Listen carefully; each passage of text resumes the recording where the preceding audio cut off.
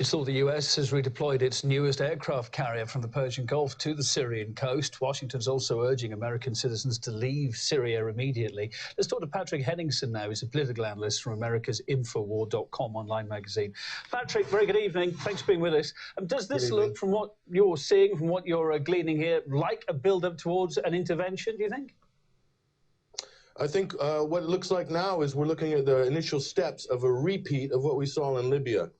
Okay, the U.S. have positioned their aircraft carrier off the coast of Syria, but most of that is posturing.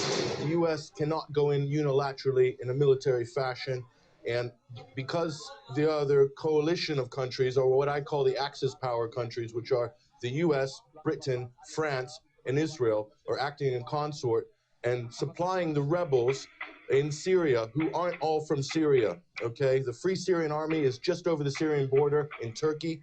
Recent reports from the Telegraph and other major newspapers have cited this force at 15,000 strong, okay? This is in direct violation of international law. The Western powers cannot back a rebel military force working against the government in Syria, which is a legitimate government. Well, we'll come to the legality of that in just a sec, but I mean, we're talking about the US, France, Britain. They've all just completed a very costly military mission in Libya. They're struggling to solve some big financial problems at home, of course. Do you think they really can get involved in another intervention? Look, the U.S. is financing all of its empire through the Federal Reserve, printing fiat dollars, okay? And there's only one candidate in this sort of presidential race at the moment on the Republican side is Ron Paul, who's actually advocating not getting involved in nation building, not having military intervention overseas. No one else is talking about it. But it's good news for the oil producers. This air of instability, Iran, Syria, and so forth, is going to mean that if there is any kind of military war or anything like that, it's going to raise oil prices immediately. So this is a cash cow for the major OPEC countries like Saudi Arabia, and also companies like Exxon and Phillips and SoCal and people like that. But if this does all kick off, let's talk about the legality of it. As you touched on just now, Russia and China say they're vehemently opposed to meddling in Syrian affairs. They're vowing to block any resolution at the UN. Could Western countries nonetheless still undertake military efforts of some sort, though, despite that? Well, funny enough, Russia has just supplied, reports are that Russia has just supplied Syria with the S-300 anti-aircraft missile batteries. This is the most advanced radar system and anti-aircraft system. So if the Western powers think that they're going to get away with a no-fly zone in Syria, this is a very different prospect than Libya. This will be the first time in Syria, and also if you look forward with Iran, that the West actually is engaging a country that has the ability to fight back. So, but the strategy now is to weaken Syria internally by using mercenary forces, Al-Qaeda forces, which were used in Libya and also in Afghanistan, to bring them into base in Turkey, come over the border for incursions. These humanitarian zones that the French are talking about are not humanitarian corridors. These are paramilitary corridors. They will be used to move arms, much like the Egyptian military government facilitated the movement of arms over the Egyptian border into Libya, which was a direct contravention of the UN resolution 1973. So the UN is losing all credibility here as well. Patrick, just cut to the chase here. Again, as time goes on, as we're focusing on what's happening in the country, why do you think Western powers are still so sure that President Assad's departure is going to improve anything in Syria, especially witnessing what we're seeing in Egypt right now, tonight? Exactly. Look, the Arab League called an emergency meeting in Cairo to discuss Syria. Meanwhile, real reformers, genuine Egyptian citizens, are getting their heads cracked open by the military police in Egypt, which is U.S.-backed. So the Arab Spring is a joke for the people of Egypt. And if you want any indication as to what Syria might look like after the West is done with their proxy wars, using their proxy rebels, and maybe a bombing campaign, look at Libya.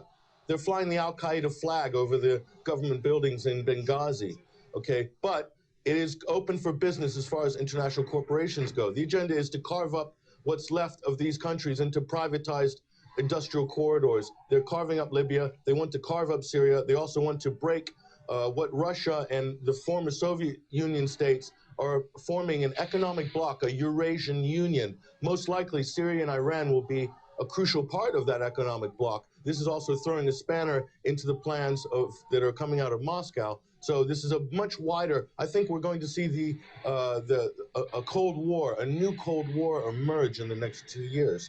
And we are seeing the initial steps of that new Cold War right now. Patrick Henningsen, political analyst for America's Infowar.com online magazine. Thanks for your thoughts. Hey, what's happening, guys? Joey B here once again with another World War update for Friday, November 25th, 2011.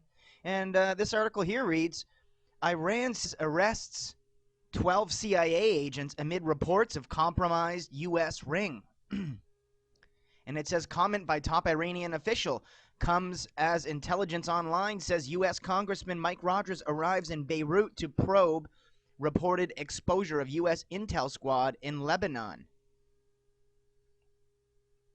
So I'll link you guys up with that in the description box below.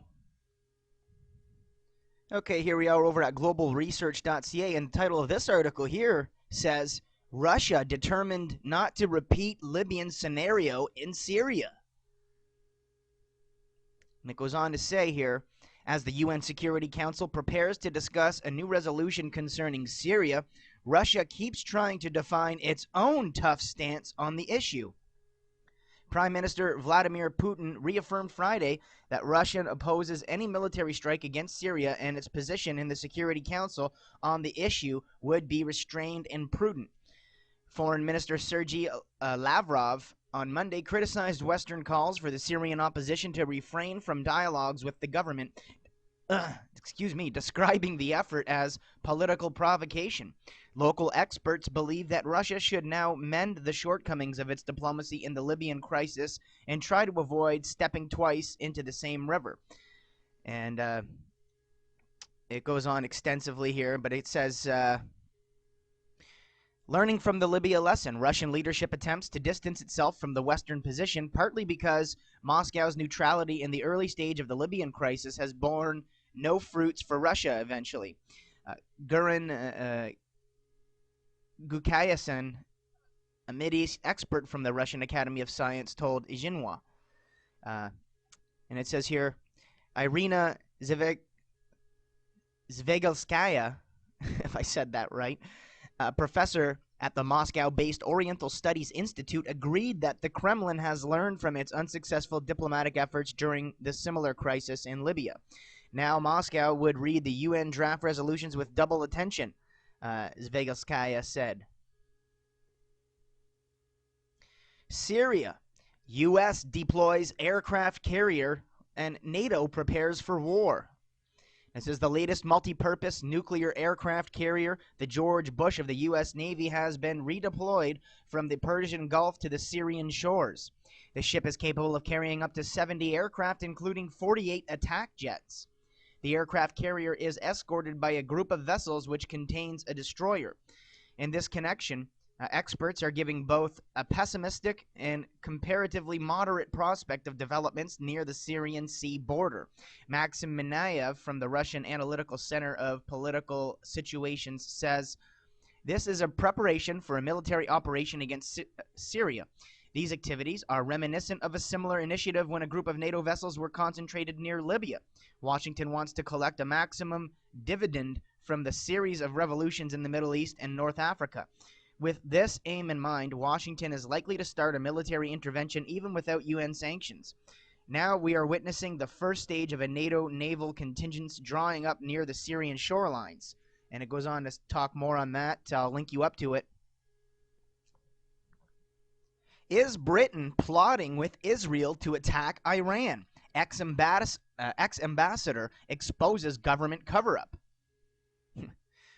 Which one of the billions of cover-ups are you talking about? Anyhow, it says here, last February, Britain's then Defense Minister Liam Fox attended a dinner in Tel Aviv with a group described as senior Israelis. Alongside him sat Adam Werrity, a lobbyist whose improper relations with the minister would lead 8 months later to Fox's hurried resignation.